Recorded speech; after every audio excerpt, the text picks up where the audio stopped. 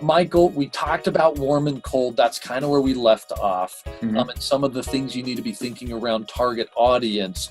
Let's get into maybe some of these things that you feel like are good approach strategies as you go after warm and cold. Can you give us maybe one example of each, how you would approach it, thinking of different audiences then?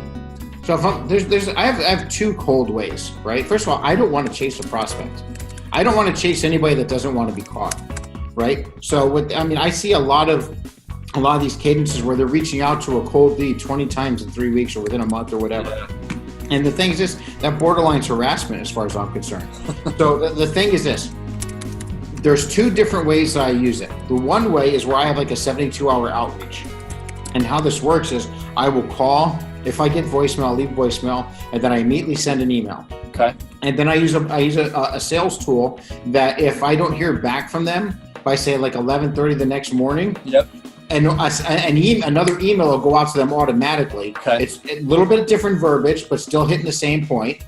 And then if I don't hear back from them on the third day, by the afternoon, a third and final email will go out to them as well. So, and basically say, hey, bad timing. I guess we caught you at a bad time, but if you ever need this, here's how to contact me. And so I will call, voicemail, email the first day, and then day 2 and day 3 at different times, I have a second, a third one going. I call it my 72-hour outreach. And I get really great results with that because I'm already on to the next one. My theory is this. If I call and I left voicemail and I got it and I sent them an email and I'm coming in with my best what's in it for them value statement, I know they got my message. Yeah. They could have been busy or they could not be interested, right? The reason why I don't just email only is because that could get caught into a spam folder. But when I leave a voicemail, I mention I'm about to send them an email. So even if they don't see it, they look in the spam folder and then they catch it and then they'll reply back to me. Or sometimes I'll get a call back and say, hey, I never got your email. So I will call, leave voicemail, send an email. The second day, I want to make use of automated tools that can get more done in less time. Yep. So that second day, that extra email will go out. And the third day is one final one. I'm cutting them loose. I'm letting them know, no hard feelings. Maybe right now is not a good time. Mm-hmm. And there you have it. I know they've gotten my message. Why am I going to call them twice a week, every week for the next 4 weeks? And obviously, either I did some wrong prospecting or timing's bad or there's no need or whatever. I take that lead and then I put them back into my drip marketing campaign, and I use marketing automation to let me know if they ever get interested again or if they ever go to my site, I get notified, and now I can pick up the phone and call them because it's a trigger event must have happened. Now it's time to call them again. That's the process. Yeah. So Daniel just said, is it a 72-hour kind of cadence, and then at the end and then that's the end of the potential prospect? But you were just kind of saying that you put them into your marketing campaign or marketing drip. Do you recycle them potentially later, or at this point you've kind of one and done?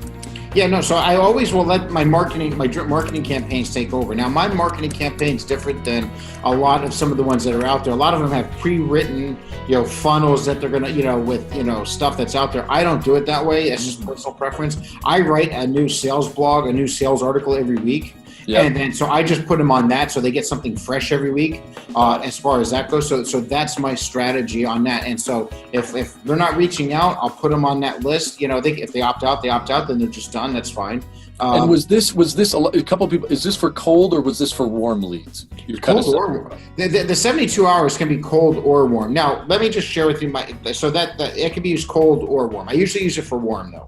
Okay. That's my warm one because they were kind of raised. It's different than hot, right? Now we already talked about if they requested a custom proposal, you right? 3 times in one day if I have to get a hold of them.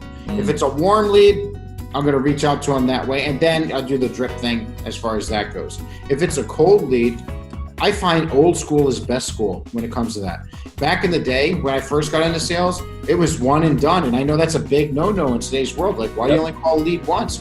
And it was like, listen, if it's a cold lead, I'm going to call, leave voicemail, I'm going to send an email. But then what I would do is if those were my leads, I would schedule a second attempt 30 days out.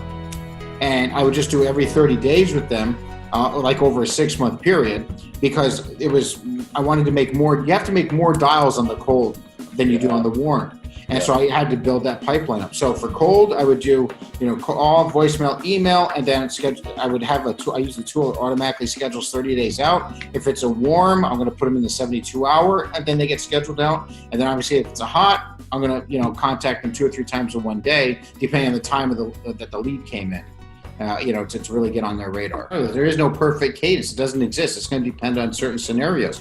Now, but also for everybody that's listening, you got to realize when I call on my very first attempt, I call a lead, whether it's cold, warm, or hot, doesn't matter. I call, leave a voicemail, send an email. That's 3 touches. That counts as 3. Right. So then if I do my 72 hour, I have a couple of different variations of the 72 hour. So the simple one is call, voicemail, email, day 1. Day 2 is email. Day 3 is a final email. That's 5 touches. The other time I could get 9 out of them because there's other times where I will call, voicemail, email. And for a particular type of lead, I'll have it in the afternoon. The next day, call, voicemail, email. Now I'm up to 6. And then the same thing with the third day, I could do call, voicemail, email, and that's up to 9. Right. So there's really other different ways that you can do it. That's why I think what people need to realize is they have to identify who their real target audience is, sharpen their message, know exactly what to say to pique their interest, and then know what to say once you get how to get the sales conversation going, and then just pick a cadence based on that type of lead and just go with it. Start picking up the phone. Don't be afraid to pick up the phone, leave a message, send an email, rinse and repeat, because that's where the money is.